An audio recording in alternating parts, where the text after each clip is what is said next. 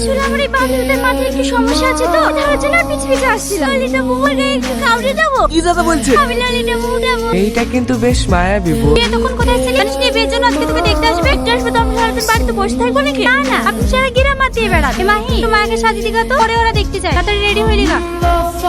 আগে যাদের বিয়ে তারা একে অপরকে দেখুন, আর আপনারা ভাবেন না এগুলো এত সুন্দর মেয়ে আর একটাও না। এসবের আবার কি দরকার ছিল? তাদের বৌমাকে দেখানোর ব্যবস্থা করলে হয় না? ছেলেটা দেখতে কেমন হবে? কেন তুই দেখিস নি নাকি? আমি দেখলে কি তোকে জিজ্ঞেস করতাম? আমি দেখে আসছি।